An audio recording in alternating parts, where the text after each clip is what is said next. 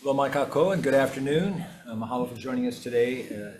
Joint AEN and EET hearing on Tuesday, January 30th at 1 p.m. here in room 229, and we're video conferencing, which includes the audio and video of remote participants that's being streamed live on YouTube. So you'll find links to our viewing options for all Senate meetings on the live and on-demand video page of the legislature's website at capitol.hawaii.gov.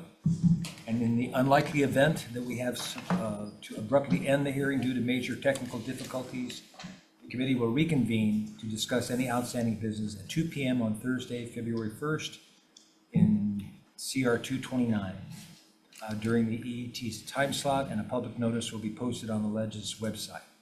And because of our 90-minute time limit for hearings, there'll be a 2-minute time limit for all testifiers, and we'll have a virtual countdown timer on the Zoom screen, so please be aware of the timer. So first up, Senate Bill 2498, cesspool conversion revolving loan fund, establishes the cesspool conversion revolving loan fund and directs green energy market securitization loan repayments and interest to be deposited into the cesspool conversion revolving loan fund. Requires Hawai'i Green Infrastructure Authority to administer the cesspool conversion revolving loan fund. And let's see. Let's start off. First is Bonnie Kahukui from the State Procurement Office. Bonnie here?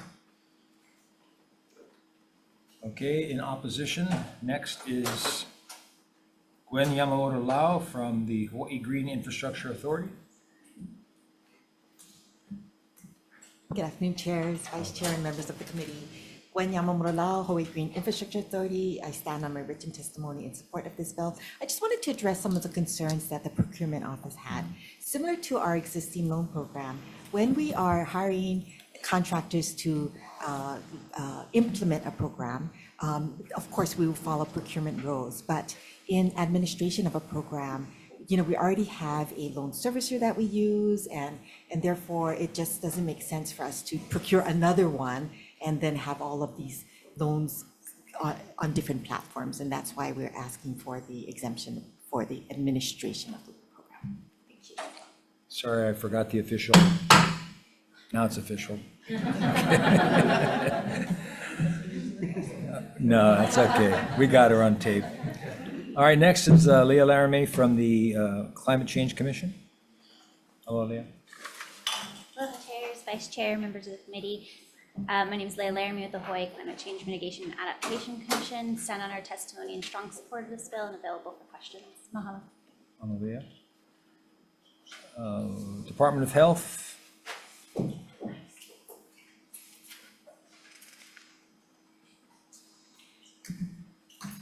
Good afternoon, chairs. Joanna Sito, Environmental Management Division Chief for the Department of Health Environmental Management Division. The department stands on its written testimony and is available for any questions. Thank you. Public Utilities Commission. Is Leo here? Sunset?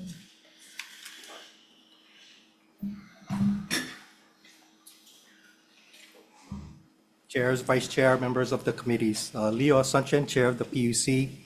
We'll stand on our written testimony in support of the measure, and will be available for any questions that you folks may have. Thanks, Leo. Ted Boland from the Hawaii Reef and Ocean Coalition.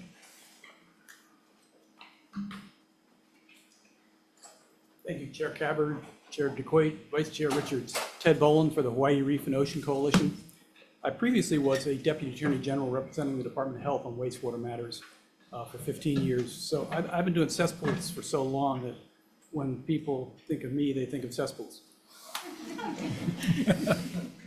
And yeah, that's my life.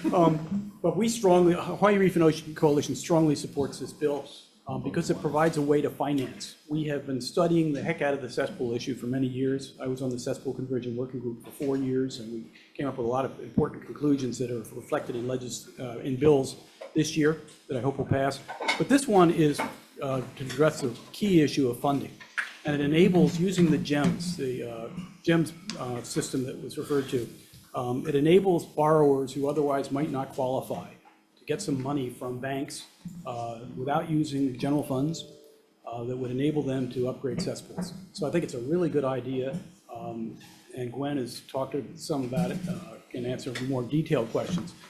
But I think it's a great bill, and I urge you to pass it. Thank you very much for the opportunity to testify. Thank you. Jacob Winchek from the Hawaii Young Republicans. Okay, Stuart Coleman from Vi. Jacob is in support. Stuart's in support. Lindsay Garcia from Hawaii Realtors. Good morning, chairs, vice chairs, and members of the committees. My name is Lindsay Garcia from the Hawaii Realtors. Thank you so much for introducing this measure. We do agree with previous testifiers that financing is key when it comes to cesspool conversions. And so therefore, we stand in our testimony in strong support of this bill. Thank you. For the record, it's the afternoon now, just in Oh, case. it's the afternoon. Apologies. It's been a day. For the record. It's been a day. Thank you, Lindsay. Next is public access to sunscreens. Lynn Miyahira, is Lynn here? Thank you for the opportunity to testify. This is Lynn here. We stand in support of this bill. We know that it's important. Everyone agrees that cesspools are a problem, but everyone's asking how we're going to finance it. How do we help homeowners? So we're standing our support on this bill. Thank you. Thank you. Courtney Kerr, Ariana Feinberg, Hillary Smith are all in support. Daniel Amato also in support. Kenneth Favorito in support. And Luann Mahiki Langford Favorito also in support. Anyone else wishing to testify on this measure? Members, questions? Gwen, please.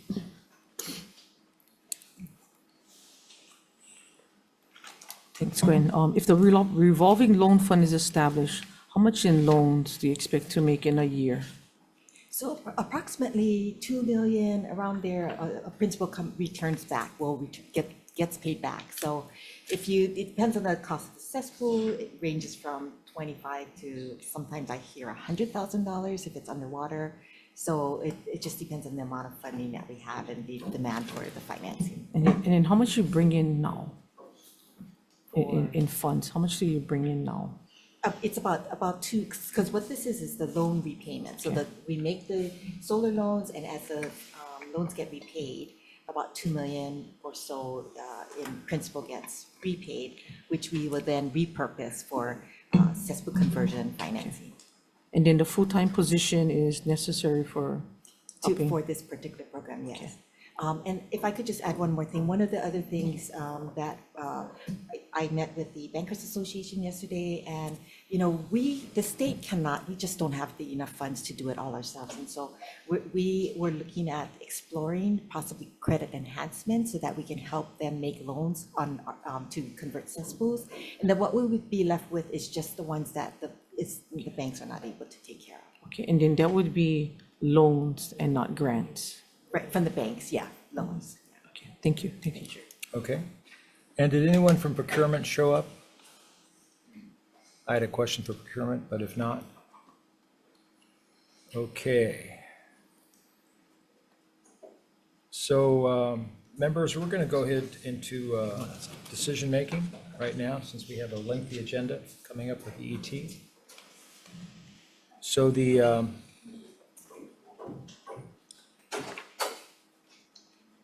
chair's recommendation is to adopt the State Procurement's Office's suggested amendments to delete any mention of exemption from compliance with Chapter 103D regarding the procurement code. The second amendment is to, in accordance with Hawaii Green Infrastructure Authority's testimony that the full-time position could be funded by interest earned by the authority, delete Section 5 and renumber the following sections. And the next is to adopt DOH's suggested amendment to Section 3, page 13, 12 through 17. And then in line with the tech checks, amend page 6, line 21 to page 7, line 1 to read, quote, "and any solar or energy storage program shall," unquote. And plus, there are other tech amendments suggested by SMA. Any discussion? Okay, chair votes aye. Vice chair? For AEN? Thank you, Chair. Chair votes aye, Vice Chair votes aye. Senator DeCoit? Aye. Senator Rhodes? Aye. Senator Awa. Aye. Chair, you have 5 in favor. The motion passes. Okay, Committee on EET, same recommendation. Chair votes aye. Vice Chair votes yes. Senator Fukunaga, excuse. Senator Kim. Aye. Senator Favela, excuse. Chair recommendations adopted. Thank you. Okay, good to get rid of that crappy one first. Okay, so we'll adjourn the 1 o'clock, and I'll turn it over to the chair. Thank you. I don't know what's happening to you, Chair Gabbard.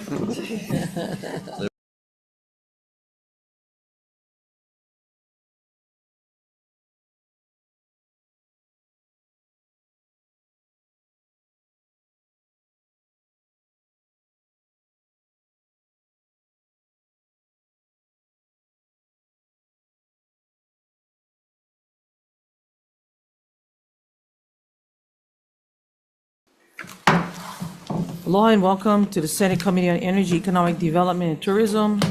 Joint hearing with the Committee on AEN at the 1:01 p.m. agenda. This meeting is being streamed live on YouTube. In the likely event that we have to abruptly end this hearing due to technical difficulties, the committee will reconvene to discuss any outstanding business at 2 p.m. on Thursday, February 2nd, 2023 in this room, 229. And a public notice will be posted on the legislature's website. First up, we have Senate Bill 2102.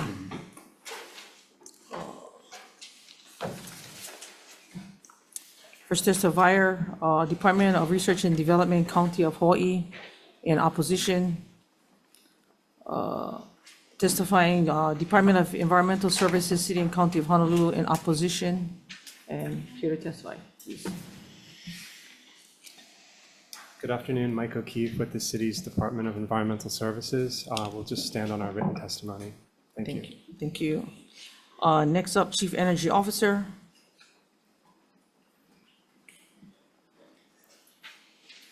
Chairs Coyne and Gabbard, Vice Chairs, members of the committee, Mark Glick for the Hawaii State Energy Office.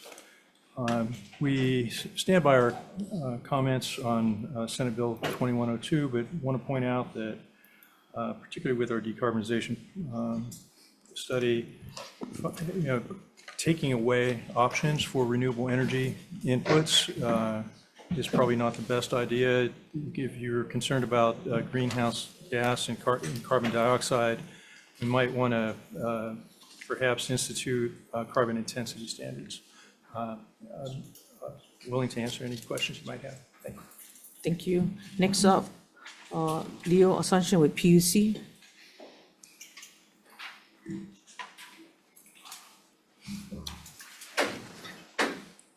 Chairs, vice chairs, members of the committees, Leo Asuncion, Chair of the PUC. We'll stand on our written testimony providing comments on the bill, available for any questions. Thank you. Next up, Michael Angelo, DCCA. Good afternoon, chairs, vice chairs, members of the committee. My name is Mike Angelo. I am the executive director with the Division of Consumer Advocacy, part of the Department of Commerce and Consumer Affairs. We'll be standing on our written testimony today and available for any questions. Thank you. Thank you. Testimony and support or what? Comments. Sorry. Comments only?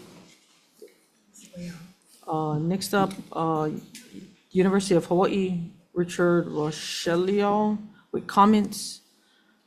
Ted Bolin with testifying with Climate Protectors Hawaii. Thank you, Chair DeCoy, Chair Gabbard, members of the committee, vice chairs. Ted Boland with the Climate Protectors Hawaii. We strongly support this bill. 20 years ago, when Hawaii started down the road of renewable portfolio standard, the thought was that biomass was renewable and cheap and good for Hawaii. I think in the last 20 years, we've learned that it's not inexpensive. There are cheaper sources that have come along with battery storage, and it's also not really renewable. That is to say, studies have shown that while we think planting trees is a great thing, and it is good, it takes about 20 years for trees to mature enough so that they are net energy sinks, sequesters. And that's what people have been hoping for with trees. But so it's a really bad idea to cut down mature trees and burn them and throw the carbon up in the air. So on all three of those grounds, on cost, on reliability, renewability, and lastly with the carbon effect, Hawaii's got a goal of getting to carbon negative by 2045. And if we do things like incentivize biomass through the RPS, we're going to have a lot of time to do it. Biomass is 50% worse on carbon than coal is.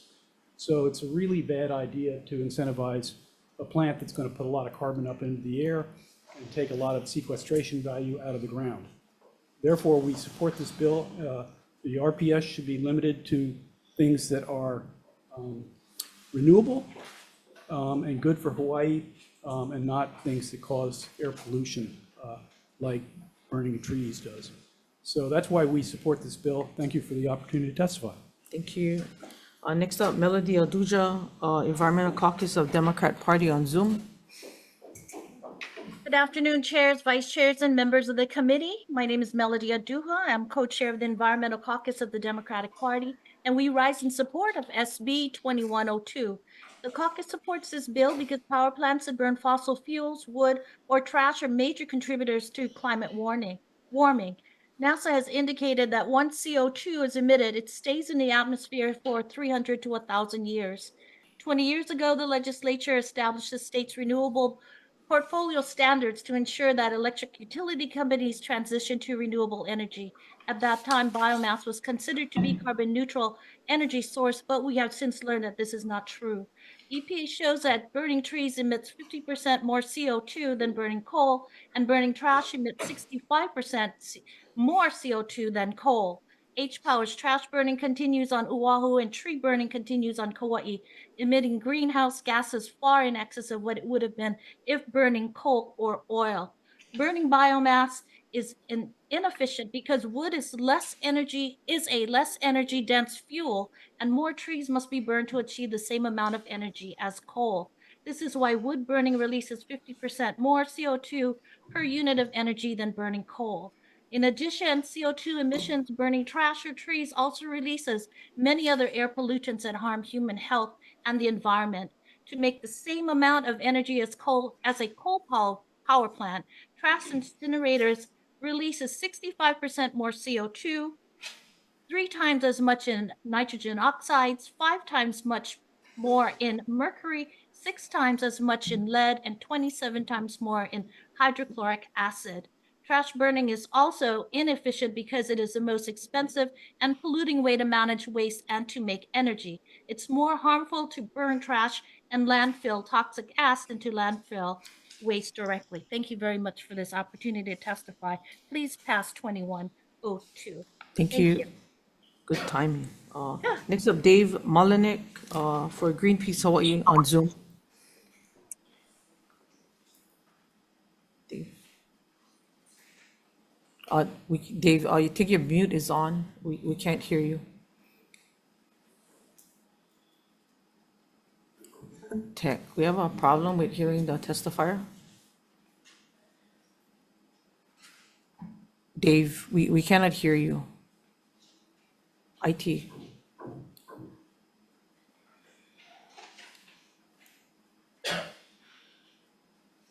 IT, can somebody check on the microphone for Dave or?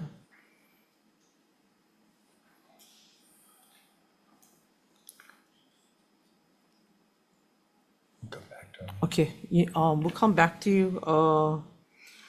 Moving on, Chamber of Sustainable Commerce, also on, okay, Dave, can you start again? Go ahead. Sorry, yes, hi, Dave Mollis, Greenpeace Hawaii. We strong support of this legislation. The big problem is that, burning trees and biomass, et cetera, is just as carbon polluting as our fossil fuels. And we are in a climate crisis. It's getting worse, and we have to cut carbon emissions. So we have to take this out of the it's considered to be clean energy because it is not. It's polluting our atmosphere, and it's going to kill our planet. So it's very important that we have to move forward. Maybe 20 years ago, this was a good idea. People thought it was a good idea. We are now in a crisis, and it's getting worse, and we got to cut our carbon emissions. So we have to do this now. So thank you very much. I just want to quickly mention that in Sweden, they have been moving from burning fossil fuels to burning biomass, And they've been claiming that they've been cutting their carbon emissions by doing that. This is actually false. They're actually, carbon emissions have gotten greater because they're using biomass. So it puts out a false information there to everyone that we're actually cutting carbon emissions when we are not. So I hope you pass this. Thank you so much for hearing it. Have a wonderful day. Aloha. Thank you. Next up, testifying for Chamber of Sustainable Commerce on Zoom. Go ahead. You're on mute.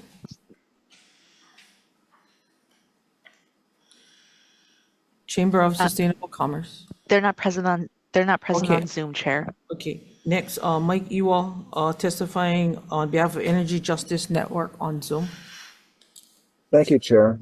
So representing Energy Justice Network, but also working closely with the Hawaii Clean Power Task Force, which is bringing this bill forward. Now, I just spent the weekend deeply analyzing renewable portfolio standards around the country and found that 20 states with these RPS laws, a majority of them, do not count burning trash as renewable in these similar laws. There are 11 states specifically that exclude it, like spelling out, we don't include this, including 2 that used to include it and then eliminated it from eligibility over time. Now, I'd like I'm not allowed to screen share. Okay, I was going to share some slides. I'll verbally do them unless that's going to be enabled right away. So what this bill does basically is creates more space for clean energy to succeed. It will not have much of an impact at all on HECO, and it won't have any impact on KIUC because they're so far above their thresholds that there's no way that this bill will have an impact on them. But what it does is by not letting these sources that we have documented are more polluting than coal and more polluting than landfills in the case of a trash incinerator, including worse for the climate, significantly worse for the climate and for public health more broadly. By excluding them from eligibility, it does not shut them down, does not make them go away. There are still long-term contracts propping them up. But what it does is it makes HECO work just a little bit harder, not a lot, but a little bit harder to do more wind, solar, and other clean energy sources, basically moving that target up a little bit for them by not letting them meet those requirements by burning trash. Happy to entertain any questions. Sorry, I couldn't share the parts that would have been more helpful for you. Thank you. Next up, Lisa Hallett, Kokoa na Aina in support. We have about 30 something people in support and 30 people in opposition. Again, sorry, let me move down. Testifying Mihoko Ito, who's here in person. Good afternoon, Chair, committee members. Mihoko Ito, on behalf of Covanta, will stand on our testimony in opposition. Okay. Thank you. Thank you. And then next up, testifying on behalf of KIUC in opposition on Zoom. They are not present on Zoom, Chair. Okay, thank you. And then Matthew Geyer in support. Hello, chairs. Thank you for hearing this bill. I'm Matthew Geyer. I'm a founding member of Hawaii Environmental Change Agents. And I just want to echo what Ted and Mike and Melody and others have said is that we need to remove biomass from the RPS because biomass is not renewable. Burning trash and trees is not renewable or sustainable. And we know that these biomass sources are simply going to increase our electric costs. So please support this bill. Thank you. Thank you. And then Christopher Dean testifying for Clean the Pacific Recycle Hawaii on Zoom. Not present on Zoom, Chair. Okay. Thank you. Is there anybody else here wanting to testify? Seeing none, members, any questions? Use one on Zoom. Oh, okay. A sustainable, whatever. Is there somebody else on Zoom or are you looking at testifying on the next bill? Okay. Oh, I'm here. This is Kim Koko Iwamoto with the Chamber of Sustainable Commerce. And we are testifying in support of this bill to remove biomass as well as solid waste from the definition of a renewable resource. I think everyone has stated it really clearly that it does emit a lot of greenhouse gases. And so the whole point of defining what a renewable resource was targeted around bringing down global warming. So I think it makes a lot of sense to be clear and scientific about what is included so that when we reach our goals, our energy goals and our climate goals as a state, that we're honest and we have integrity about how we're going to get there and what it means when we do reach those goals. So thank you very much. Thank you. Committee, any members? Any questions, discussion? Mark, Chief Energy Officer, if you could, please.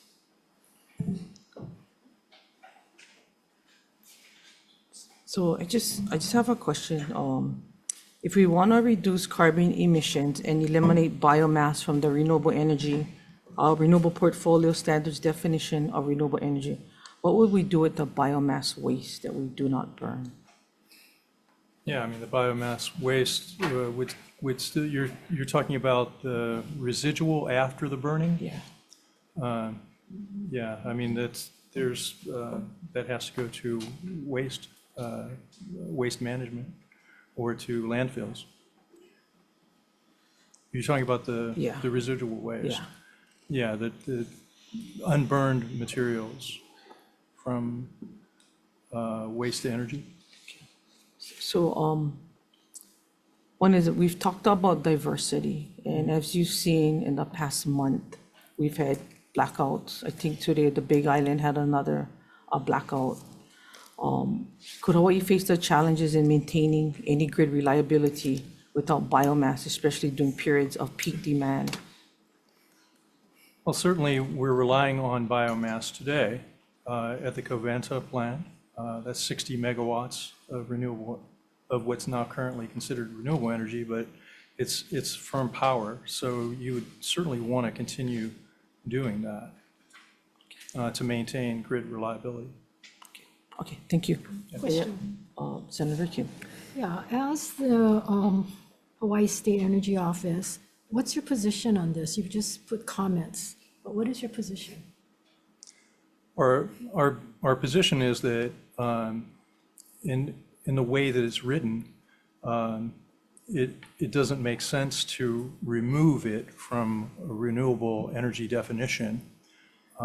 We actually provided comments about looking at carbon intensity, if you're concerned about that, and you have different levels of carbon that you would prefer. And you would use that, you might even be able to build into the PPR process incentives to have higher or lower sort of carbon intensity elements that you would use, but you wouldn't eliminate essentially the option. So would you have amendments to this measure? We could prepare amendments. We didn't prepare amendments to this because,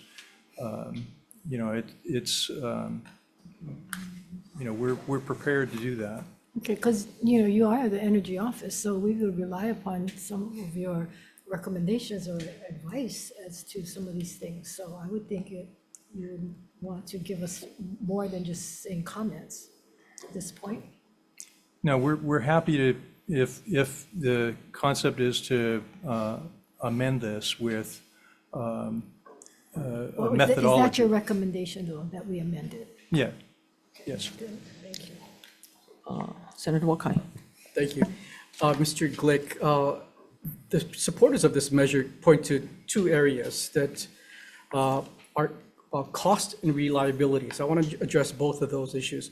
With regard to reliability, I mean, considering, as was mentioned by the chair, that the Big Island right now is facing rolling blackouts because of not enough capacity on the grid, how prudent is it for lawmakers to just say, for whatever reason, we don't like biomass, so we just lump that and toss it out the window? I mean, shouldn't we as a legislative body be putting as many tools in the toolbox to fight fossil fuel burning than what this measure does, which is take away tools? Yeah, Chair, Senator Wakai, our testimony is consistent with what you just said. And the other issue about cost, yes, of course, biomass is probably more expensive than many of the other renewable options today. But biomass gets no benefit from any kind of government assistance. You look at solar, they've enjoyed, I think, 12 years of a tax credit, of course. And during that time, the costs have diminished. But biomass has got no state assistance. And maybe if we did provide some level of state assistance, it would be more in line with what the costs are coming in for intermittent renewable power, correct? Yeah, I mean, obviously, if there were a subsidy, it would come in better. But again, my comment was, if you looked at it from a carbon intensity standpoint, there may not be reason to give it the incentive. But as a firm renewable, if that's the objective, then you'd certainly want to continue to use it. Thank you. Chair, Senator Rhodes. Yeah, thank you. So the carbon intensity argument you're making, doesn't that really just suggest that we should have a carbon tax, which automatically looks at carbon intensity because that's what it taxes? Well, carbon tax is one methodology. A carbon intensity measure could be used in a carbon tax to value the carbon, the benefit, and it's often used. Or it could be simply used to create a sliding scale of what you prefer based on carbon dioxide. But that's my point. Isn't that exactly what, if you're actually taxing the carbon at the amount of carbon that's in whatever the product is, won't the carbon intensity be reflected in the price of the product at the end because of the tax on it? Intensity can certainly be viewed through, can be handled that way through a carbon tax. That's correct. Okay. And a question about the Big Island. I mean, they're having rolling blackouts, but isn't that pretty much a self-inflicted wound? I mean, we have enough geothermal could run the whole island if we wanted it to, correct? There is geothermal potential to provide enough firm power, and we are currently working to try to identify more acceptable places on Hawaii Island. Okay. All right. Thanks, Chair. Chairs. Senator Fukunaga, did you have a question? Okay, seeing none, let's move on to the next, Senate Bill 2451, relating to atmospheric carbon capture plant. First up, Chief Energy Officer Mark Glick.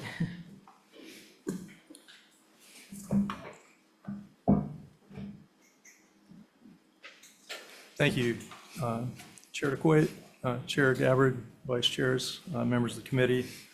Mark Glick for the Hawaii State Energy Office.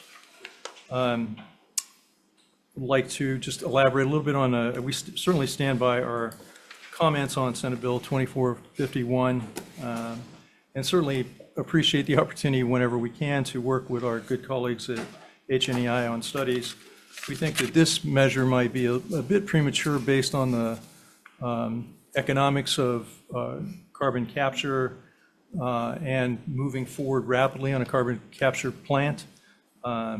There are a whole host of issues that would need particularly levels of subsidies to make it more economically effective. But if for whatever reason the committee wanted to move forward on this, we have offered a series of comments and potential amendments, and would be happy to discuss any of those if you wish. Thank you. Thank you. Next, Richard Rochelle testifying on behalf of Natural Energy Institute with comments. Charlie Ice in opposition, Environmental Caucus Democrat Party. Henry Curtis testifying for Life of the Land. Aloha, Chair DeCoit, Chair Gabbard, Vice Chairs, and members of the committee. I'm Henry Curtis, Executive Director of Life of the Land. Iceland is often credited with opening up one of these facilities that now has removed 0.08% of the greenhouse gas emissions from Iceland.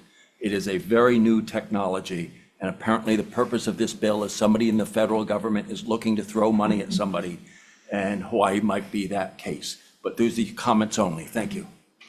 Thank you. So I have Sonny Savage in support. In opposition, Victor Ramos, Andrew Crossland, Ben Robinson, Regina Gregory, and Keith Neal in opposition. Anybody else here waiting to testify on this measure? Seeing none, committee, any questions? I have just one for Energy Office. Mark, do you have any idea of what the estimate of a carbon capture plant would cost us? Chair DeQuate, I don't.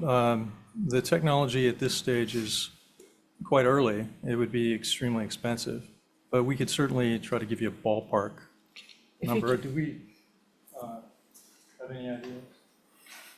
The direct air capture plant is a smaller version of the actual package itself. It's the geological sequestration. If you were to pair the direct air capture with the sequestration and actually sequester the carbon, that's where the significant. Just the cost, I just asking for. Yeah, that's where the significant costs are, and that's Okay, not. so you don't, okay. She doesn't have a ballpark. Okay, Yeah. okay, that's okay, thank you.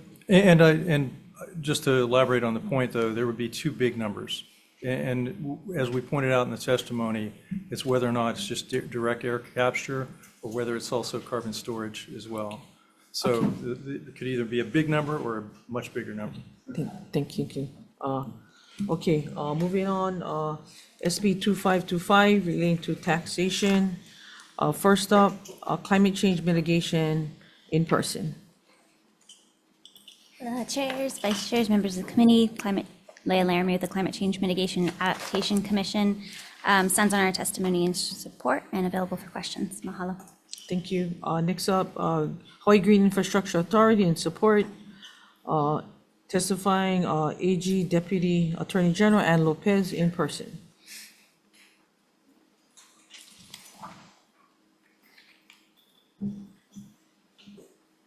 Good afternoon, Chair DeQuate, Chair Gabbard, and members of the committee. My name is Janine Udui, and I am a Deputy Attorney General testifying on behalf of the department today. The department does have concerns with this bill that it may be subject to challenge under the Privileges and Immunities Clause of the United States Constitution. With respect to taxes, the Privileges and Immunity Clause generally prohibits a state from imposing a higher tax rate or denying certain deductions or exemptions to non-residents unless there is a substantial reason for the difference in treatment, or if there is a substantial relationship before the difference in treatment to the state's objectives. Under this bill, a carbon cashback program is created by increasing the fuel tax and providing a refundable tax credit to Hawaii residents only. However, as explained in our testimony, it appears that the increases in costs that are a result from the tax increase on the fuel tax equally affects residents and non-residents living in Hawaii. So there doesn't appear to be a substantial reason for treating non-residents differently with respect to the tax credit.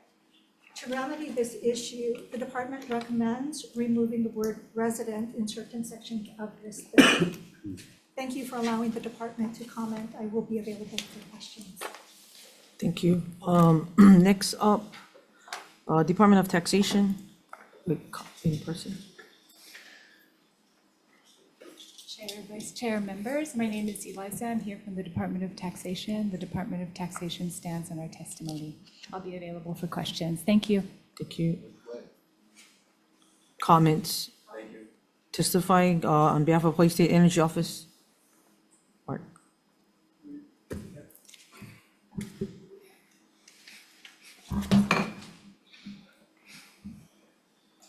Senate Bill 25. Yeah. Chair DeQuate, Chair Gabbard, Mark Lick for the Hawaii State Energy Office. We stand by our testimony. With comments? Yes. Okay. Next up, Department of Health.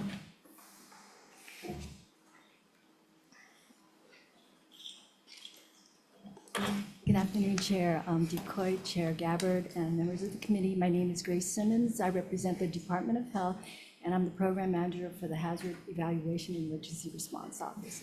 We are providing comments to this bill as currently written, And the reason is because our program manages the Environmental Response Revolving Fund, ERRF. And as currently written, this bill would decrease the allocation to that fund. We rely heavily on that fund to respond to hazardous materials releases, hazardous used oil response. Specifically, we are currently utilizing that fund for the Red Hill response for their drinking water crisis. And most notably right now with the Maui wildfires, we've been able to procure contracts for air quality monitoring and sampling, ash sampling analysis. And our staff have been on island to help with the hazardous materials debris removal and marine debris removal. So with the decrease in allocation, that might be a problem, but we're happy to answer your questions. Thank you. Thank you. Next up, PUC.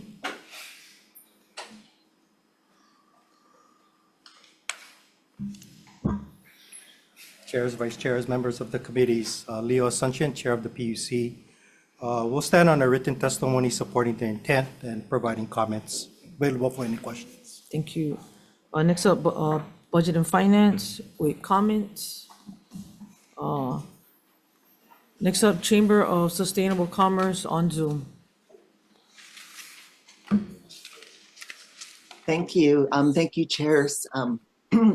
This is Kim Koko Iwamoto with the Chamber of Sustainable Commerce.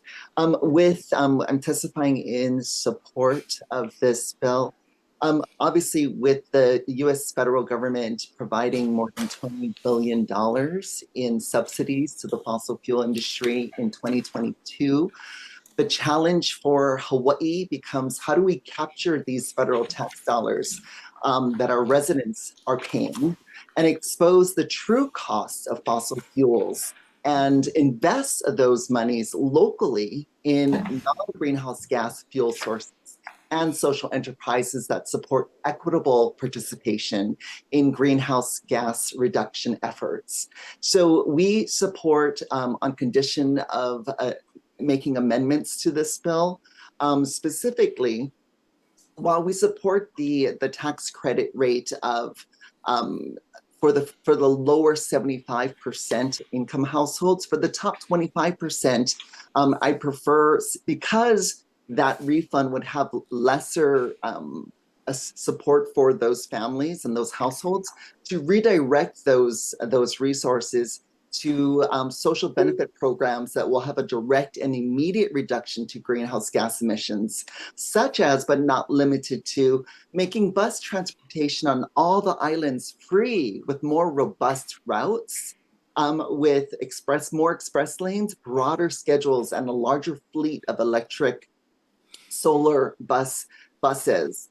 Providing electric car sharing programs like Beaky Bikes, but for families who cannot afford to buy an electric car and or install a charging station. And finally, another consideration would be to subsidize more locally grown organic produce for school meals so we don't have to burn fossil fuels to import them. Thank you so much. Thank you. Next up, Carbon Cashback Hawaii on Zoom.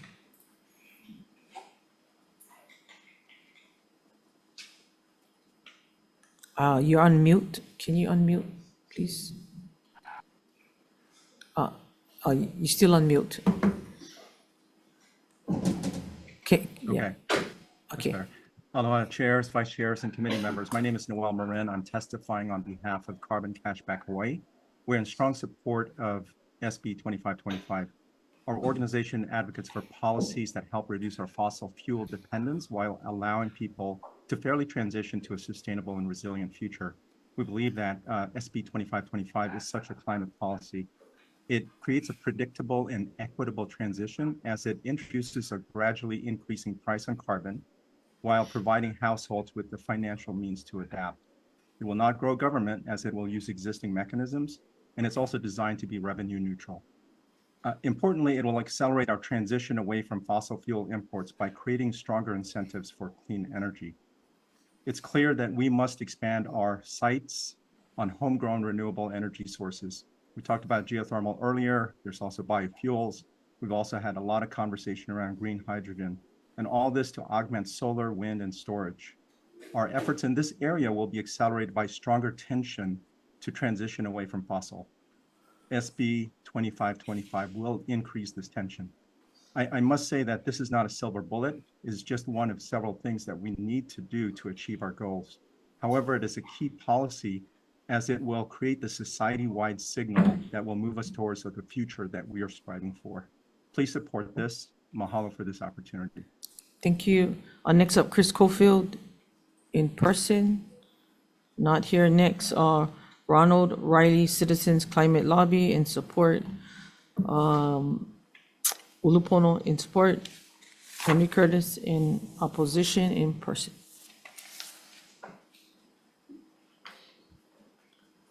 Aloha, Chair DeCoit, Chair Gabbard, members of the committee. I find this bill really fascinating because there's a correlation between economic growth and greenhouse gas emissions. As you have higher growth, you have higher emissions. What this bill says is if you have people who put money in and then get more money out, and therefore their income goes up, greenhouse gas emissions go down. That, to me, I haven't heard anybody explain how that happens. The second thing about this bill is there are two ways of addressing greenhouse gases. One is saying that the free market screwed up. We just have to tweak it, and the free market will solve it. The other is to say we need mandates, and we need enforceable mandates, the RPS, phasing out fossil fuels, and other things that are mandates that actually drive emissions down. The mandates have substantially reduced emissions. The carbon taxes have done virtually nothing worldwide. Thank you. Thank you. Next up, Tina Yamaki, Retail Merchants of Hawaii, in opposition on Zoom. Aloha and good afternoon, chairs and members of the committee. Can you hang on, Tina? Can you either turn up your volume on your side or IT if you can turn? I don't. Sorry, but I can hear. I don't know what the rest of you guys, but can somebody crank up the volume just a little so we can hear better? Can you hear me better now? Yeah, a little. Go ahead, Tina. Okay, I just put the tita and just talk louder then. Yeah, that works. Aloha and good afternoon. I'm Tina Yamaki with the Retail Merchants of Hawaii. While we understand the intent of this measure, we're not in support of it. You know, every time you do a tax increase, especially when it deals with retail, we have to pass that increase on to our customers. And while it seems like only a few cents added every year to these barrels, it adds up after a while. And Hawaii is very dependent on airlift to our state and for consumer product goods being delivered either through ships or through air cargo. So should the state mandate a carbon emissions tax on all fuel, it will ultimately drive the prices up of not only our airfare, but prices of many of our goods. And it will continue to make Hawaii one of the most expensive places to live. And unfortunately, our neighbor islands would be adversely affected as many of those items have to arrive in Honolulu first, and then they are transported to the various neighbor islands. And we've all seen when you've gone to KTA or some of these other stores on the neighbor islands, that the prices are a little bit more expensive or a lot more expensive than on Oahu. Customer prices for items climbed 3.4% in the last 12 months. Adding a carbon tax, retailers again would pass this on. And you know, the people who are going to hurt the most are those who are on a fixed income or those who are in the ALICE reports. Because yes, we are happy to see that there is a tax incentive going on, but people need to eat now. They can't wait to have a tax incentive at the you know, once a year type of thing. And we'd also like to point out a lot of items have MSRPs on them. And so what happens with that is retailers cannot raise the price on those because customers will find it someplace else. And so what they'll do is they'll go online, and what we're going to Thank you, Tina. Your time is up. We have your testimony. Next up, testifying for Island Plastic Bags in opposition, Chamber of Commerce Hawaii in person. Seeing nobody. In opposition, Tax Foundation on Zoom. Wait, comments? Okay. Thank you, Chair. Oops.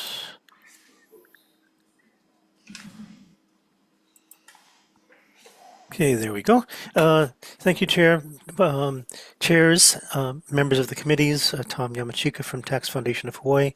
I think the policy arguments are being adequately debated by the other testifiers, so we'll rely on our written comments. I wanted to use this time to apprise the committee of some technical amendments that I think are necessary for this bill. For subsection C on page 13, lines 14, the subsection C beginning on page 13, line 19, I think you should take out the first proviso on page 14, lines 1 through 3. It really is redundant and can result in unexpected consequences. Subsection E of that same section on page 15, lines 1 through 3 is not necessary and should be deleted. You have by leaving that section in, you run the risk of excluding the rest of Chapter 231, which you need. On page 19, line 8, there's a reference to airplanes. I think you should use aircraft, so you would pick up helicopters as well. And I'd be happy to answer any questions about any of these proposed technical changes. Thank you. Next up, Ted Kefalos testifying for Grassroots Institute with comments. Next, Greenpeace Hawaii with comments. Hawaii Climate Coalition. Oh, hello, I'm sorry, Greenpeace, we'd like to comment. Okay, in person. go ahead. Yeah. Okay, hi, Dave Mullix, Greenpeace Hawaii. We actually are in opposition to this legislation. The major climate organizations and justice organizations like Greenpeace, as well as the NAACP, opposes this kind of legislation. As we did in our testimony, for those the super commuters who are driving as far from Waianae and is over there on your island, where folks are driving long distances, Carbon Cashback admits they are going to be hit harder than anyone else from Carbon Cashback. They were not going to get fully reimbursed by Carbon Cashback. And so we're talking, they say only like, it's a small percentage, like 3%, and that's like 17,000 people statewide who are super commuters, and a good percentage of them are low income. So they're going to be hit hardest, and that is unacceptable. And the other thing is Carbon Cashback does not cut carbon emissions. That's been around for 30 years. The carbon taxes have been a complete failure. And so that's the whole purpose of this idea, really, is to cut carbon emissions. And there's no proof at all that carbon taxes have cut any emissions at all. In fact, there's 37 studies that looked at that, and it came out that 0 to 2% cut in emissions from things like carbon taxes. So we stand against this. We encourage you to vote against it. It's not going to help us with our climate problems. It's going to actually hurt low-income people, and it's not beneficial to our state. Thank you so much for having me here, listen today. Thank you. Next up, Citizens Climate Lobby in support, Imu Alliance in support, Matthew Geyer in person. Hi. Hello, chairs, members of the committee. I'm Matt Geyer again, Hawaii Environmental Change Agents. And the legislature has studied this issue. We've been going at this a while now. We know that SB 2525 will strengthen other emissions reduction programs. We know that this program is especially effective in Hawaii due to our visitor industry, visitors not getting a dividend. We know that contrary to what previous testifiers have just said, that actually low, moderate income families end up with hundreds of extra dollars in their pocket. And that was studied here in Hawaii. We know that's what's going to happen. I just have a question for you. Sir, we're not taking questions. You can testify. Rhetorical, maybe. You can testify on it. We'll Okay. take questions there. Well, would we like to send out a check to every resident, every household in Hawaii, just like the checks that came out during the pandemic, and that check be paid for by fossil fuel companies? These same fossil fuel companies have essentially been taxing all of us with their increases in the price of gas. And so this is a tax on them, and it goes back to every resident, and we know that low and moderate income families benefit. It's so many wins all at once, and the environment is almost like a side benefit there. So it seems like we should do this. Do you want to risk not doing this, though? We have the consequences of climate change coming. They could be really bad, right? Do you want to risk doing nothing? Year after year, we've approached the legislature, and now is not the time. We're not ready for it yet, but later is going to be simply too late. Please pass this bill and encourage your fellow legislators to learn more about this bill, and I'm happy to answer any questions. Thank you. Thank you very much. Next up, Joseph Calavita in person. Thank you, Chairs DeCoit and Gabbard and Vice Chairs Hawai'i and Richards and members of the committees. I'm here to urge you to support SB 2525. As you know, too many Hawaii families can't afford housing, food, and other basic necessities. Carbon cashback isn't just good environmental policy, it's also effective, progressive economic policy to give an additional source of income to those who need it most. Over $1,000 a year in additional net income for a typical low-income household, a household making less than $70,000 per year. Carbon cashback would be progressive because it would be mostly paid by those with higher incomes and Hawaii visitors, while only Hawaii residents would get the cash back. The Hawaii Tax Review Commission, in its most recent report to the legislature, identified a carbon tax and dividend policy such as carbon cashback as its #1 recommendation for a more effective and equitable tax policy. Carbon cashback isn't a silver bullet, as the previous testifier said, to achieve sustainability and affordability for Hawaii families, but it is an important step in the right direction on both fronts. I urge you to support SB 2525, and thank you for your time. Thank you. Next up, John Kawamoto in person, in support. Aloha, Chair. My name is John Kawamoto. I support SB 2525.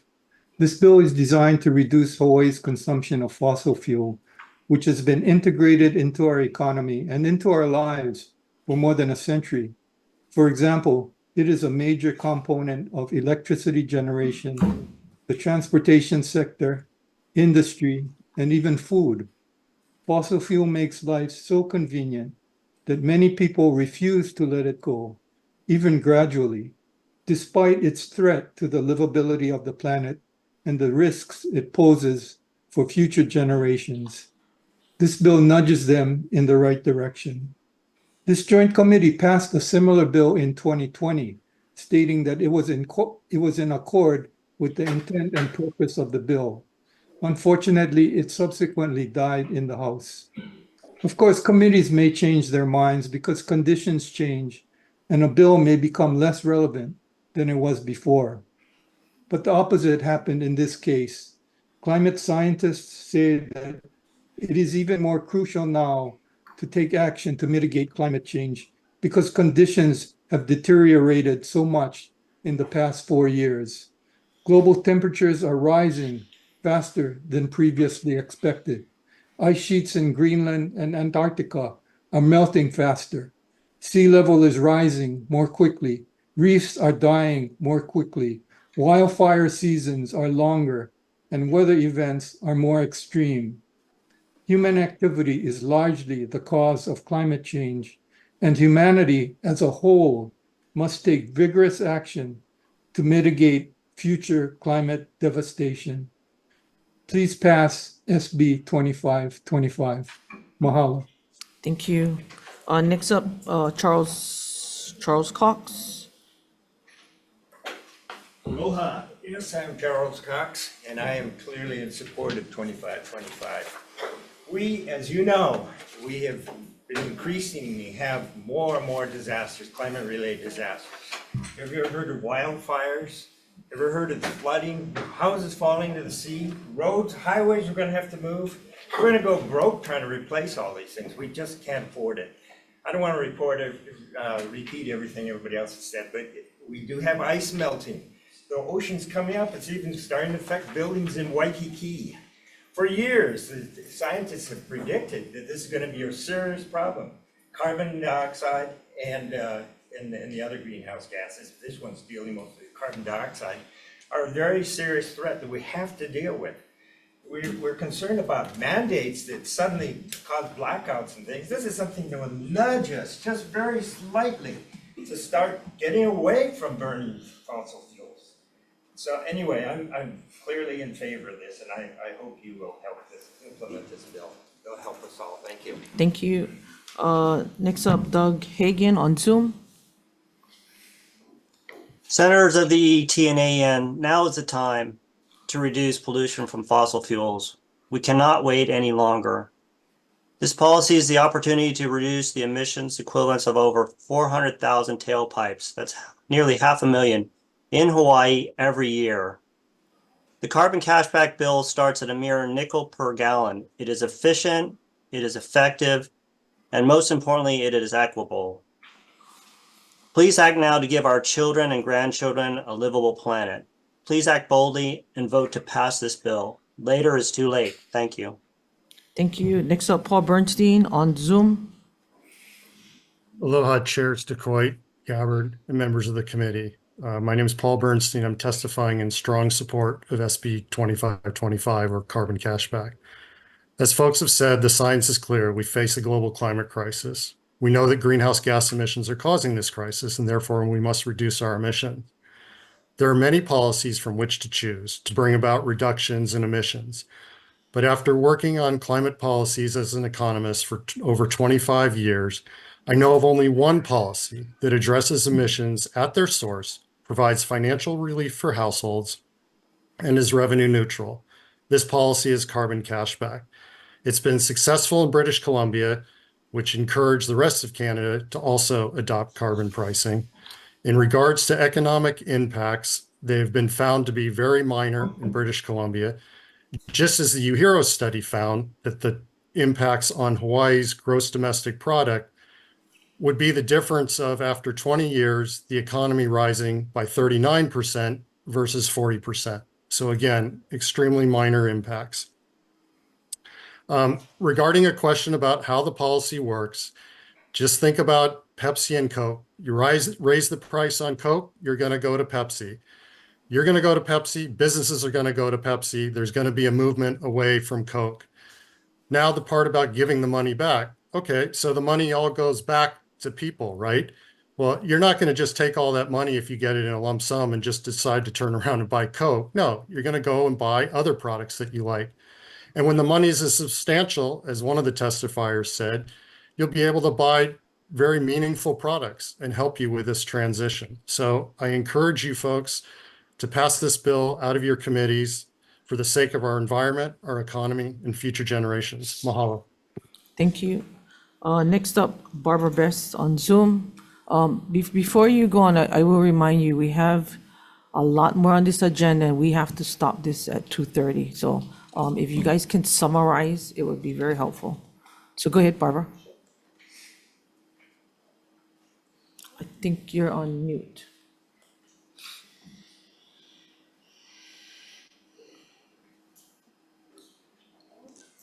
Barbara, we can't hear you. Mute me. Okay, there you go. Go ahead. We are the most vulnerable state. We have declared a climate emergency, and this policy of 2525 has been endorsed by Maui County, the IPCC of the UN, Janet Yellen and her two predecessors, and the secretaries of the Treasury. And it's been shown in other countries to work. And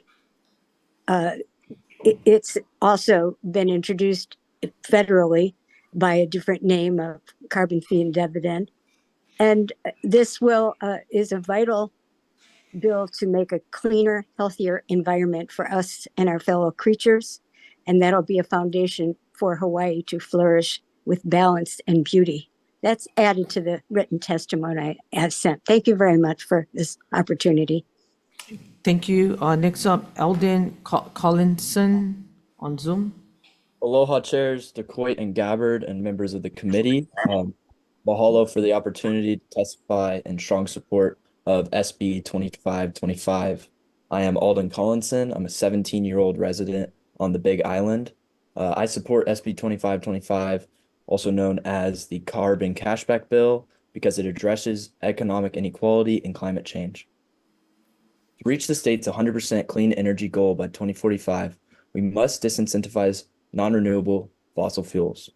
Carbon cashback achieves this by increasing the barrel tax, and then returning these revenues to Hawaii residents. I had the chance to help low-income families in the Kailapa Hawaiian Homes neighborhood on the Big Island where I live with the installation of solar panels. And in this process, I saw how impactful fossil fuel energy prices can be on a homeowner. Since this reimbursement is the same to all residents, low and middle income residents benefit economically. I am in full support, and I hope that you back this bill. Thank you for your time. Thank you. We have numerous individuals in support, as quite a few, and of course, we have also quite a few in opposition on this measure. Is there anyone in the room willing to testify? Please state your name. My name is Reed Townsend. I'm a born and raised multi-generational Hawaii family, father too. First time testifying, so thank you for hearing me today, chairs and members of the committee. I'm testifying in support of SB 2525, as I believe it helps deliver carbon pollution reductions in line with Hawaii's stated goals. There's a economic study that shows that there will be a 10% cumulative reduction by our target date of 2045. Secondly, and possibly more importantly, we can pursue reductions via this bill while pursuing other decarbonization efforts. We don't have to choose between this and other solutions. The Hawaii State Energy Office, their decarbonization pathways report, which came out last month, actually states that a carbon surcharge, such as in this bill, would complement other decarbonization efforts. This is on page 56 of the report. 27 countries around the world have adopted similar measures, and I ask the committees to support and take action today to preserve our tomorrow. Thank you. Thank you. I have actually one more person on Zoom. Kelly, go ahead. Okay, thank you, Chair. Good to see everybody on screen. Thank you for holding this hearing. Really appreciate it. I'm here in strong support of the carbon cashback bill, as we're calling it. I did send in written testimony, and there's been a lot of great testimony outlining the details of this. I do want to point out that the highest greenhouse gas emissions we have in the state are from the tourism industry, so I don't have a problem with rebating the this tax rebate to the residents. But what I want to just point out was that I've been to the last COP 26 and 27, listened to a lot of solutions, and I'm not a person who's in favor of carbon tax because they generally allow pollution in one area for doing something good in another area, and it usually ends up being inequitable. So what excites me about this bill is it addresses the just transition and the equity that we all talk about, but don't have very many examples of. So the bottom line is we're taxing the problem, not the solutions, and then rebating that tax back and urging people to change to renewables. That's what this bill is doing. So the results are going to be from people moving to renewables because fossil fuels are going to be a little more expensive. And that's been one of the issues in the renewable energy industry, is that fluctuation of fossil fuels, that when they're low, we get dinged, and when they're high, people are running to renewables. But we can start equalizing that out with this bill. So thank you very much. Thank you. Anybody else in room might decide? Go ahead.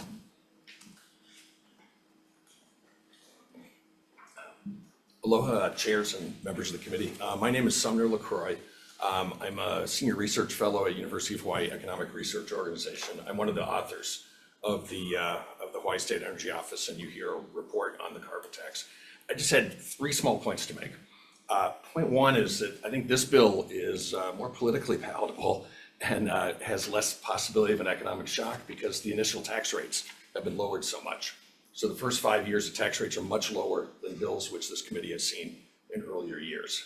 I think that's a good thing, because part of what we need to do is basically get these carbon reducing measures established and put in place. The later they can do their job. The second point that's really important is that a big chunk of this tax is paid by tourists, and the tourists do not receive the cash back.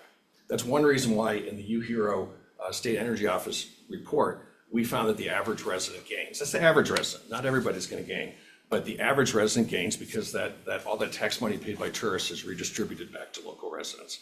Third point was we found that when we looked at 5 different income quintiles, people in the bottom fifth, the middle 2/5, and the top part of the income distribution, everybody gained at low tax rates. When the tax rates become very high, that changes, but everybody gains at low tax rates.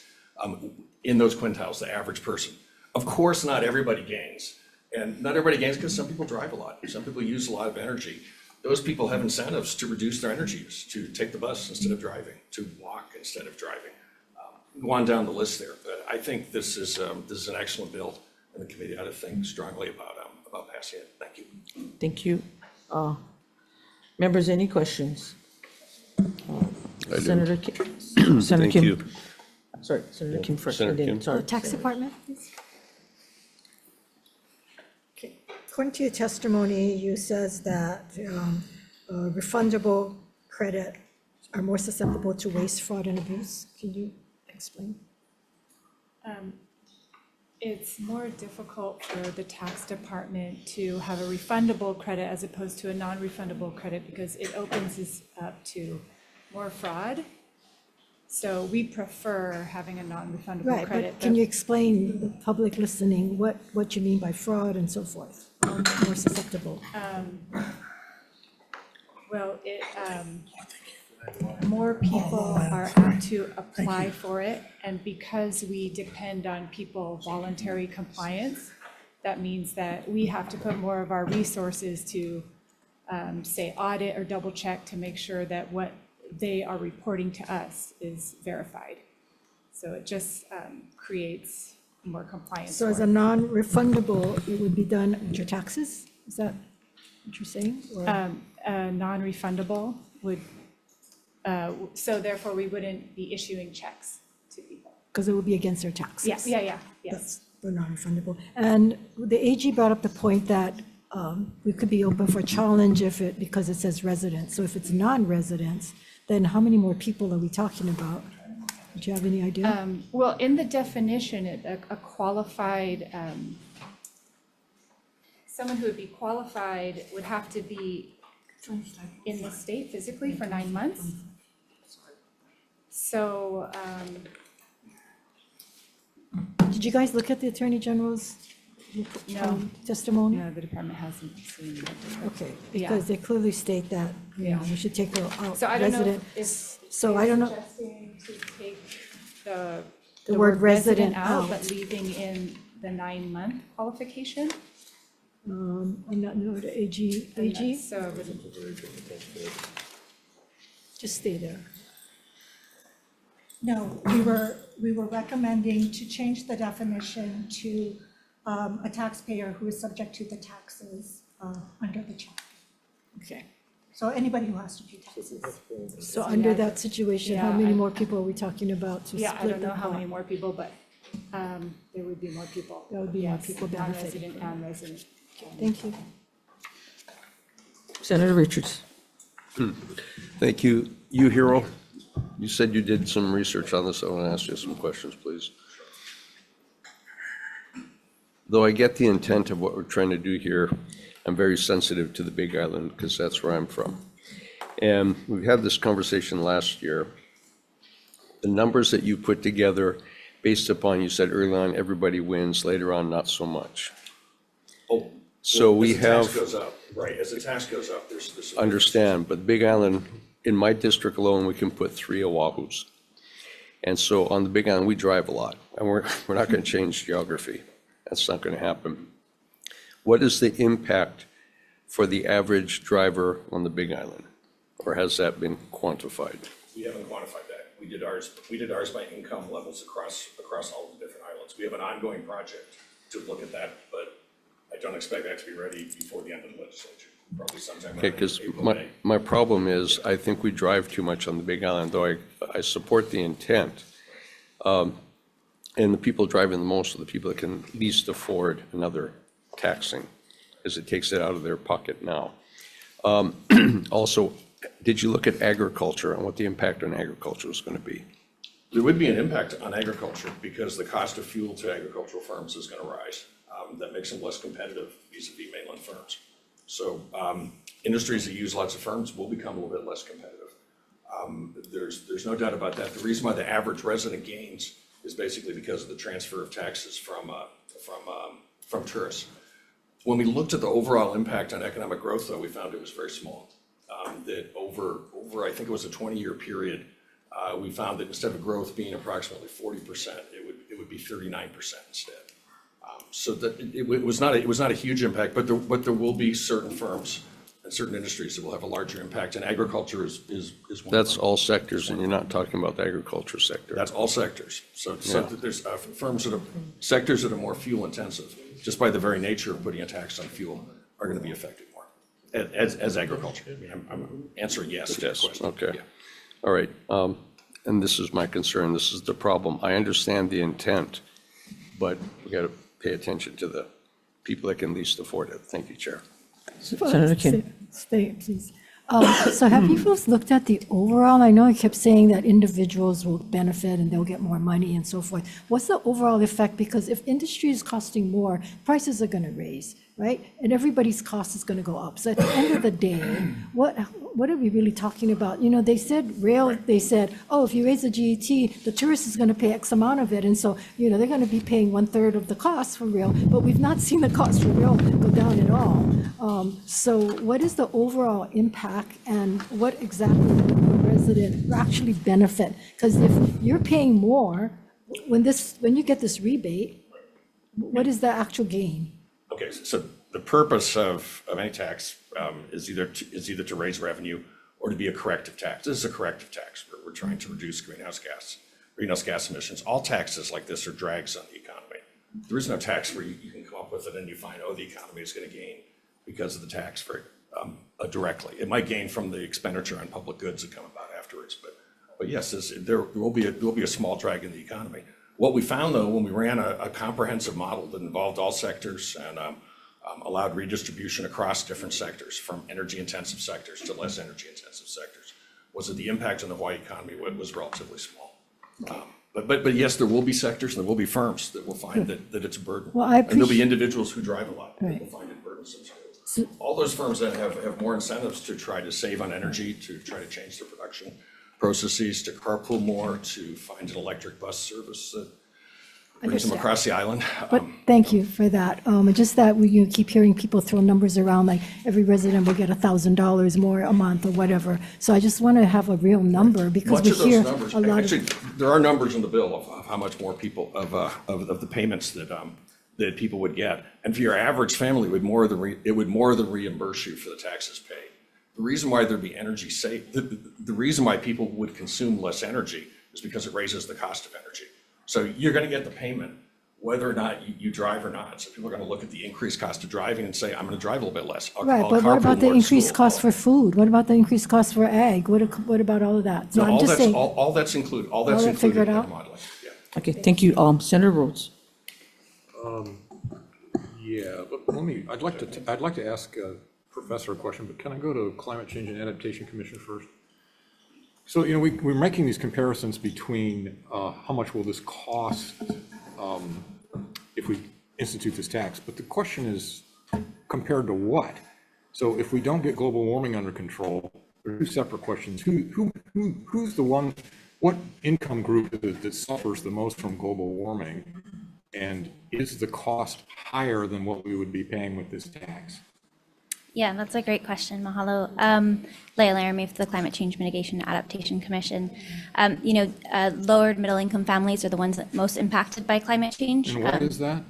Because they're at the front lines. They have less ability to be resilient. So if there's a flood in their home, they have less money to recover from that. They often have less money to deal with energy spikes, so they don't have access to renewable energy such as solar and whatnot, so they don't have batteries if the energy goes out and whatnot.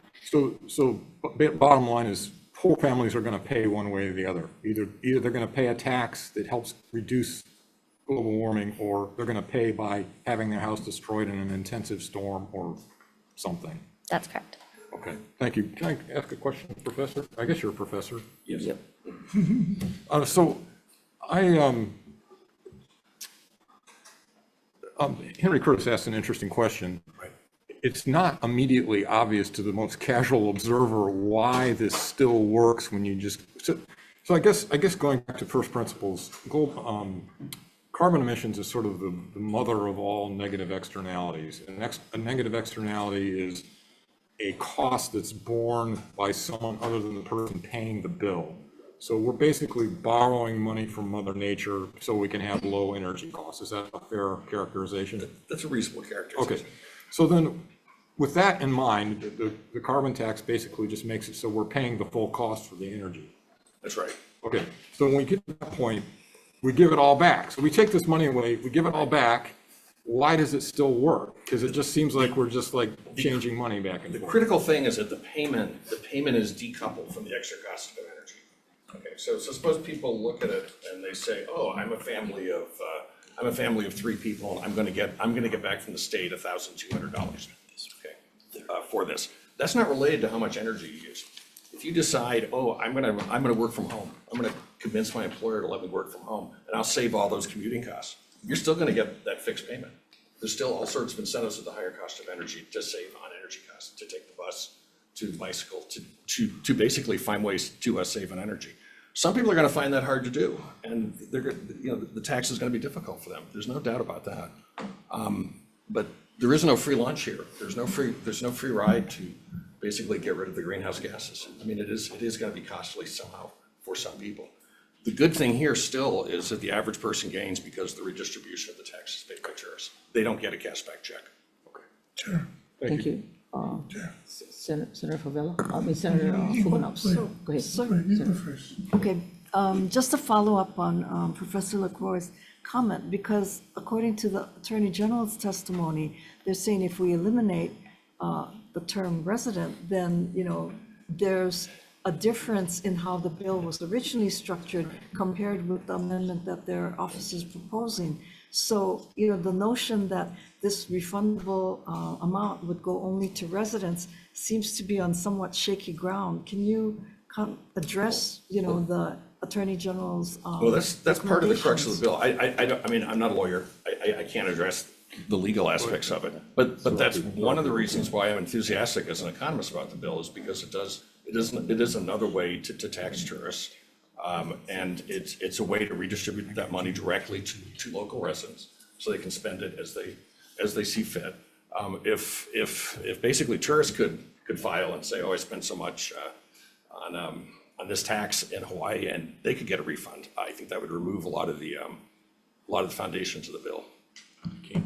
It's not clear then that the average Hawaii resident would gain if that distribution from tourists was eliminated. That's really important that feature somehow be maintained. Thank you. Senator Favela. Just my clarification, I understand what you're saying and what the lady said over there. The chances of my house being flooded, and I need to use my climate change. We live in Ever Beach. We rain a lot, we flood a lot. Chances of my house flooding and needing a whole new house, one of hundred thousands of people, everybody gonna be paying. Every resident's gonna be paying at the gas pump. Not everybody's houses is gonna get damaged through climate change. Not saying it cannot happen, but again, we are paying in front on something. I'm gonna tell you why, because I am, even though I'm a senator, I am that poor people you're talking about. I cannot afford my gas. That's why I carpool. But it doesn't mean that every single person can ride one bike, get on an electric bus, get on an electric car, collect anything electric. So we're doing our part. But we, again, live on one island. You understand? So it's understandable where you guys coming from. I'm gonna tell you why. Let me finish. Because this was being on 10 years ago at the neighborhood bar, probably when Senator Gabbard was a council person. We had it at Kapolei. They was gonna come back with that carbon tax study. Never happened, because it changes according to the income and according to the economy. So you cannot tell me that the poor person going barely can put $5 gas going benefit by what you guys are saying. So I cannot see the picture of you saying that the house don't flood. Senator Fuller, can you So ask that's the question? So how are you guys coming up with you guys projections? Because this is going over for 20 years. Okay, so a lot of it is, it's a flat payment that goes to households regardless of their income. So you're getting a lot of households that are high income and are driving a lot and paying a lot of tax. They're gonna get less back than they pay out in the taxes, okay? If we didn't have the tourist redistribution. With the tourist redistribution, even the high income household gains. With the tourist redistribution, the low income household ends up getting more than reimbursed for what they spend in the taxes, plus there's a tourist redistribution. So the low income households do end up gaining this. But again, there's a difference between talking about low income households in the abstract and specific low income households. Somebody who's driving every single day from Eva Beach into Waikiki. Where I live, see? That particular person may not gain. They have incentives to try to minimize their energy use a bit more because of the higher tax. But that person may not gain. I don't mean to put forth that impression. It's just the broad income groups where we Thank did you, the study. thank you, Chair. Thank you. Appreciate it. And I think that's the challenge that, I think what I'm hearing here is that maybe some might not. So I think there's some differences of opinion, but thank you. I just want to call up one person. Brian Miyamoto, I have a question for you with the Farm Bureau.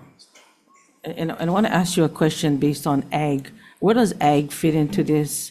I know you work with a lot of the farmers. How impactful is a bill of this magnitude and the robust discussion we've been having?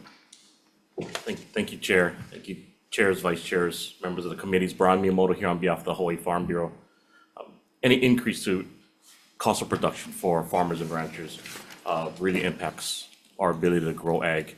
I think statements were made that we will be impacted by initiatives such as this, which will make it more difficult for the farmers and ranchers to produce the food, fuel, feed, fiber, and floriculture that we want. It'll impact our ability to double our food production, to support our farm to school goals that are set, 2030, 30%, our farm to food bank, the Bucks program, so many programs, again, increase.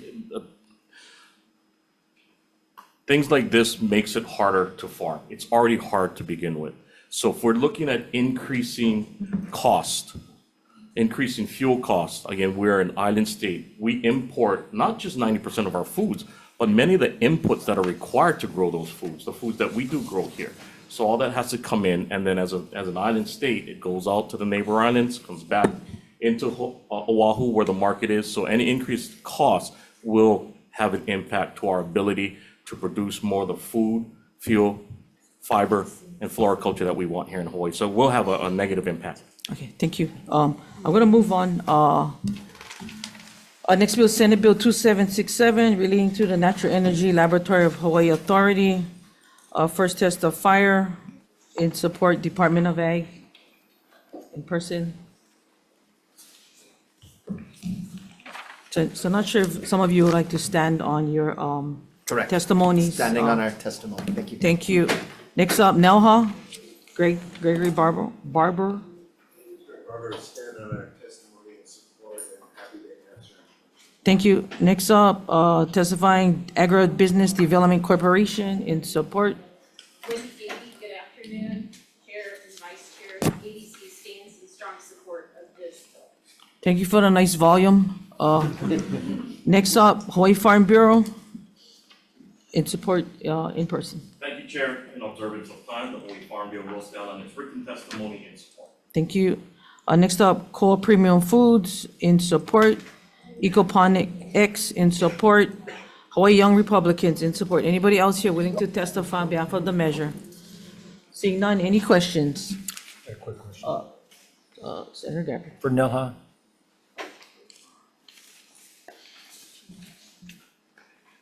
You said in your testimony that 40% of your tenants are aquaculture related. Can you give us the number of the employees that you have and the sales generated? Ballpark's fine. You know, a couple of points. The recent UH Hero report showed 714 jobs statewide. So if you do like a shift share analysis, which is really crude, I would say it'd be about 300 jobs. When we track economic impact, we track expenditures, not sales, so we don't, and the companies are reluctant to provide that information to us. So we have expenditures, but not sales data. Okay, thank you. Thank you, Chair. Thank you. Okay, next up, Senate Bill 2768, relating to greenhouse gas emissions. First testifier, Chief Energy Officer Mark Glick. Thank you, Chair DeCoy, Chair Gabbard, Vice Chairs, and members of the committee. We stand by our comments on Senate Bill 2768, but I do want to point out a few things quickly. It's a very complicated measure, and we certainly welcome the intent of the bill, but we think there ought to be a modified approach to this. First of all, the scope of the clean fuel standard should be much broader.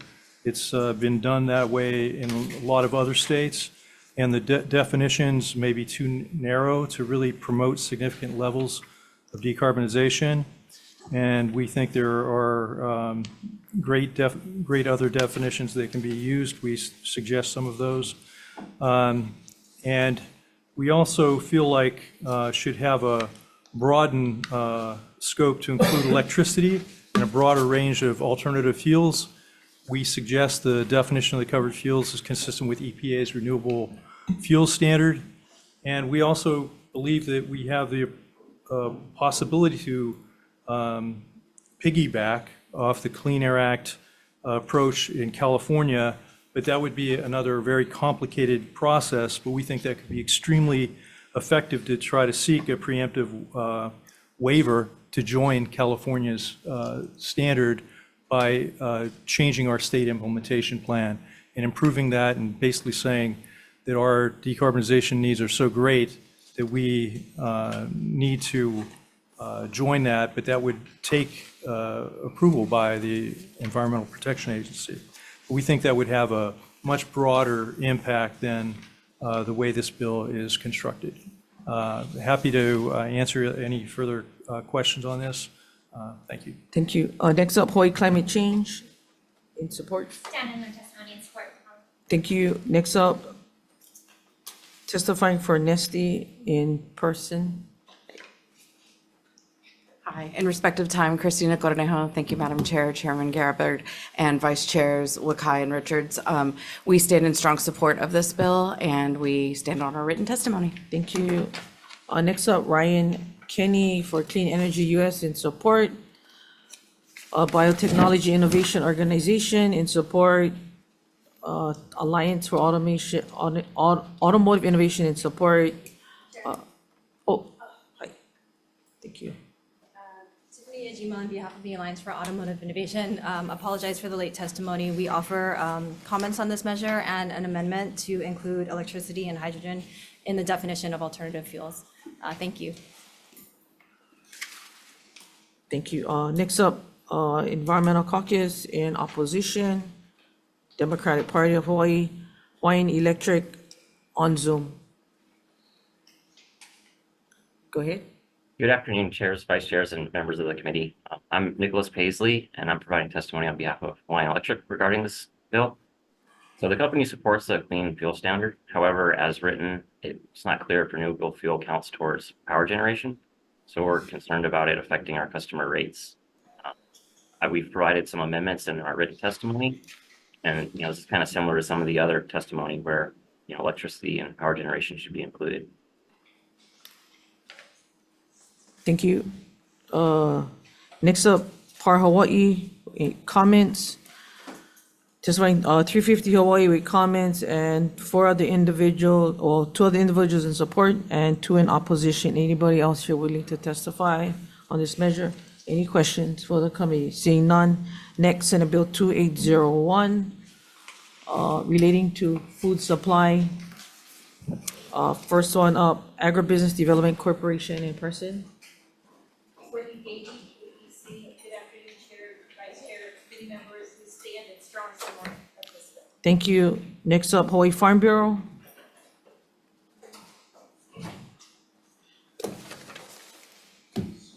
Thank you, chairs, vice chairs, members of the committees. Brian Miyamoto here on behalf of the Hawaii Farm Bureau. You have a written testimony in support, and we stand by our written testimony in support. We just wanted to highlight that although it's not explicitly excluded, we would like to make sure that axis deer is included in this small animal slaughterhouse. We want to be able to reduce the population of axis deer. It does mention in the bill hogs, sheep, and goats. And again, we believe the intent of this bill is to identify and to construct slaughterhouses for small animals, excluding beef. We do have cattle slaughterhouses already. We have the one hog slaughterhouse here on Oahu. But we'd like to see axis deer population reduced and be able to utilize those proteins and process them through these slaughterhouses and be able to commercialize and sell and also donate it into the food banks and the nonprofits that are feeding our communities. Thank you for the opportunity to testify. Thank you. Next up, Lauren Zerbo, Hawaii Food Industry Association on Zoom. Good afternoon, Chair, Vice Chair, and members of the committee. I'm Alexis Chapman for HFIA. We stand on our testimony and support, and I'm happy to answer any questions. Thank you. Thank you. Nicole Galase, Cattlemen's Council in support. Hawaii Leeward Planning Conference in support. 3 others in support, 1 in opposition. Any members wanting to testify on this measure? Seeing none, any questions, committee members? Seeing none, moving on to Senate Bill 2805 relating to agriculture. First one up, Agri Development Corporation in person. Wendy Beatty, ABC. Thank you again, Chair, Vice Chairs. We stand in strong support of this bill. Thank you. Next up, Hawaii Department of Agriculture. With comments? We stand by our testimony. Thank you. Hawaii Farm Bureau. Thank you, Chair. The Hawaii Farm Bureau will stand on its written testimony in support. Thank you. Cattlemen's Council, Nicole Galase in support, and Sunny Savage in support. Anyone else who is willing to testify on this measure? Seeing none, any questions for the committee? Thank you. Moving on, Senate Bill 2824, relating to the County of Maui. First person up, DLNR in person. Good afternoon, chairs, vice chairs, and members of the committee. Dino Ueno, Acting Deputy Director for the Commission on Water Resource Management. The department stands on its testimony and we're available for any questions. Thank you. Agribusiness Development Corporation in person. Wendy Beatty with ABC, Chair, Vice Chair. We stand in support of the intent of this bill, but we stand on our written testimony. Thank you. Hawaii Housing Finance and Development Corporation in support. County Council, County of Maui in support. Hawaii Farm Bureau in support.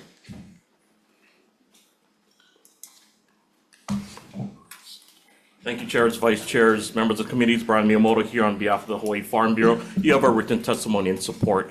Again, reservoirs not only serve agriculture uses, but also drought mitigation, erosion, fire control, critical wildlife habitats also. So important infrastructure.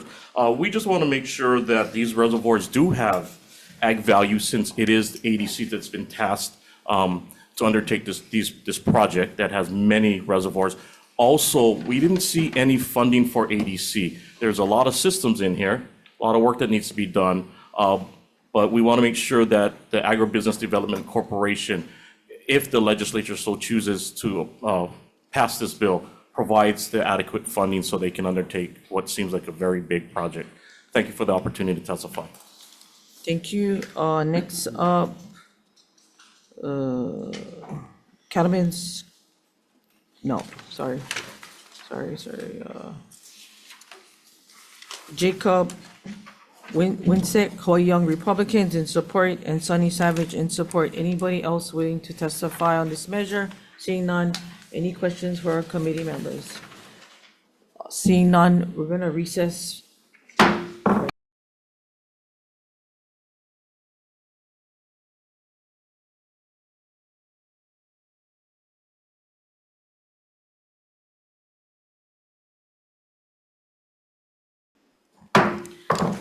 Okay, definitely back in to start decision making. We're ready to decision make on our 1:01 p.m. EET-AEN. I'd like to thank you all for the very robust discussions we've had on several of the bills.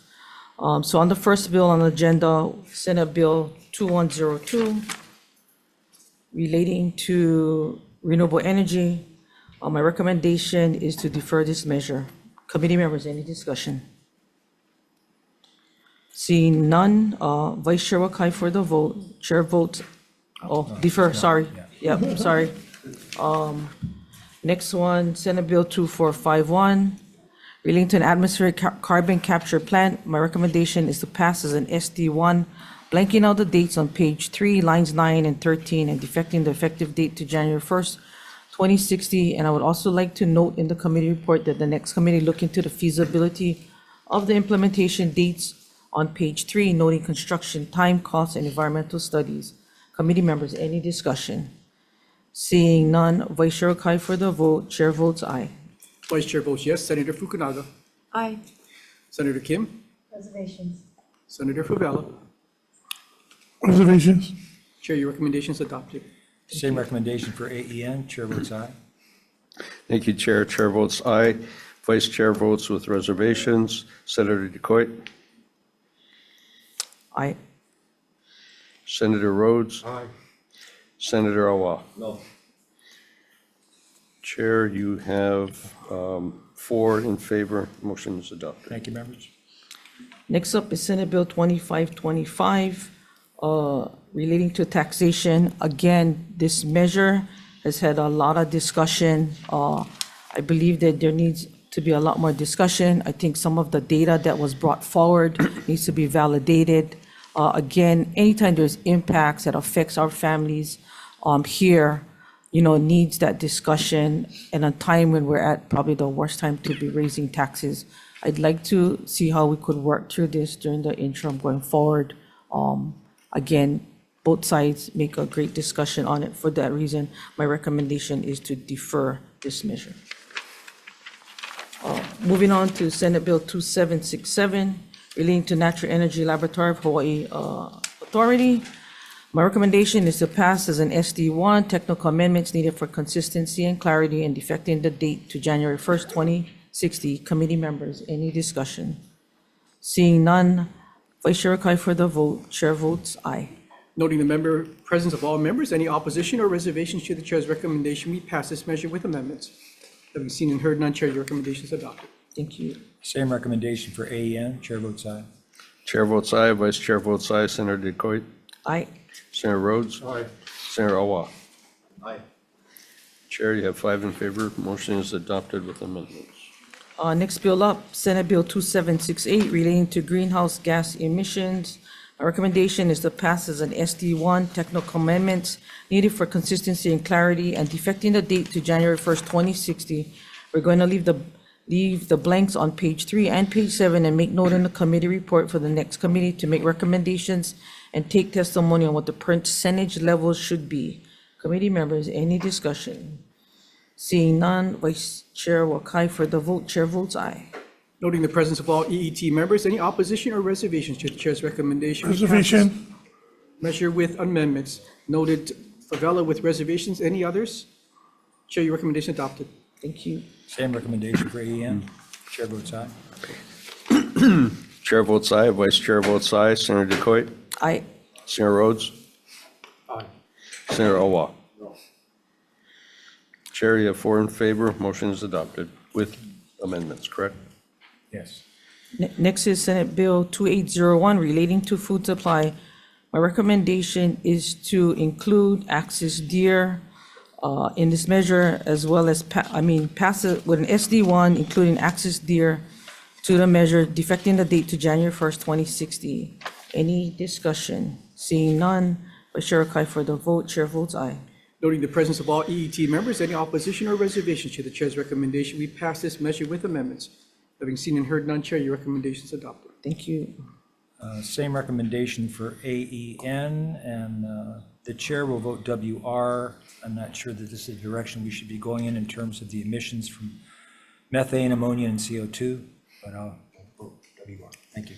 Thank you. Chair votes with reservations. Vice Chair votes aye. Senator Decoit. Aye. Senator Rhodes. No. Senator Awa. Aye. Chair, you have 4 in favor. Motion is adopted with reservations, or excuse me, with amendments. Next up, Senate Bill 2805 relating to agriculture. Recommendation is to pass as an SD1 defecting the date to January 1st, 2060. Committee members, any discussion? Seeing none, Vice Chair Wakai for the vote, Chair votes aye. Noting the presence of all EET members, any opposition or reservations to the chair's recommendation, we pass this measure with amendments. Having seen and heard none, Chair, your recommendation is adopted. Thank you. Same recommendation for AEN, chair votes aye. Chair votes aye, Vice Chair votes aye. Senator Decoit? Aye. Senator Rhodes? Aye. Senator Awa? Chair, you have 5 in favor. Motion is adopted with amendments. Thank you, members. Thank you. Next bill, Senate Bill 2824 relating to the County of Maui. Recommendation is to pass with an SD1, defecting the date to January 1st, 2060. We'll leave the unspecified amounts for the GO bond and CIP and make a note in the committee report for the next committee to make recommendations on those numbers, as well as add ADC, funding for ADC in that recommendation. Committee members, any discussion? Seeing none, Vice Chair Wakai for the vote, Chair votes aye. Noting the presence of all EET members, any opposition or reservations to the chair's recommendation, we pass this measure with amendments. Having seen and heard none, Chair, your recommendation is adopted. Thank Same you. recommendation for AEN, chair votes aye. Chair votes aye, Vice Chair votes aye. Senator Decoit? Aye. Senator Rhodes? Aye. Senator Awa? Chair, you have 5 in favor. Motion is adopted with amendments. Thank you, members. Thank you. And with that, we can adjourn this joint agenda. Adjourn.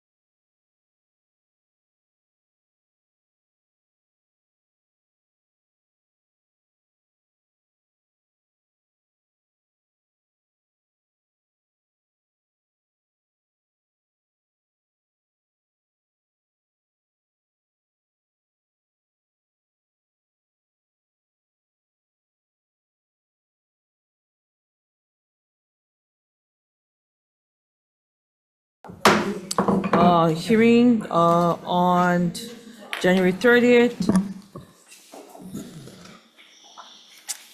We will, sorry, hang on, shucks.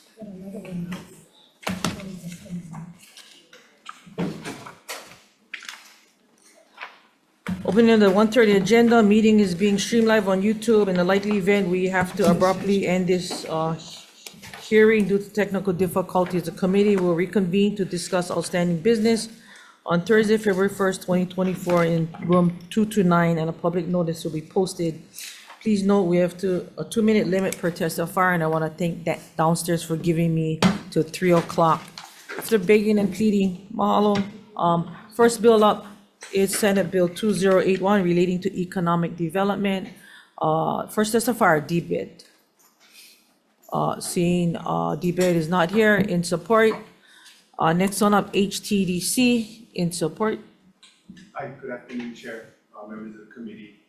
Wayne Inoue, Hawaii Technology Development Corporation, HTDC stands under support and here answer any questions. Thank you. Next up, Alliance for Collaboration of Exploration of Space, in support. I have several people, I have almost, I think everybody in support. Well, Miguel Nunez in support in person. Yeah, so we get 10 minutes if you want to stand on your, okay, go ahead. Dear Senators, thank you for the opportunity, and I would like to express the strong support for this bill because this state has extraordinary potential in aerospace development for not only here but also the nation. And we have been training a lot of students in space technology that many of them do go to the mainland because they cannot find jobs here and they would like to come back. So we get calls almost on a monthly basis, hey, do you have a job for me? And we'd like to offer them more opportunities as well. But also with the tremendous potential there is within a number of scientists and engineers in the islands, there is a lot of incredible opportunities that can bring extramural funding to the state to really develop an aerospace economy here. So with that said, I think this bill is very welcome for what we do at the Hawaii Space Flight Lab at the University of Hawaii, but also for many kids and other people who are pushing aerospace for these states. Okay, thank you. Thank you. Next up, Hawaii State Energy Office in person, in support. PUC in person and with comments. Blue Planet Foundation in support. Hawaii Energy in support and testifying for Hawaiian Electric on Zoom. Seeing that they're not here. Anybody else in the room wishing to testify on this measure? Seeing none, committee members, any questions? Seeing none, moving on to Senate Bill 2122 relating to energy efficiency portfolio standards. Hawaii State Energy Office. Actually, I'm sorry, I jumped over onto 2122. So all those people I just said was on Senate Bill 2122 in person, in support, Energy Office, PUC. Anybody else willing to testify on this measure? Okay, seeing none, any questions for Senate Bill 2122 by the committee? Seeing none, moving on to Senate Bill 2504, relating to state programs. Hawaii State Energy Office in support, 350 in support, and Hawaii Environmental Caucus of Democrat Party in support. Anybody else wishing to testify? Seeing none, any questions for the committee? None? Okay, I will go straight to decision making.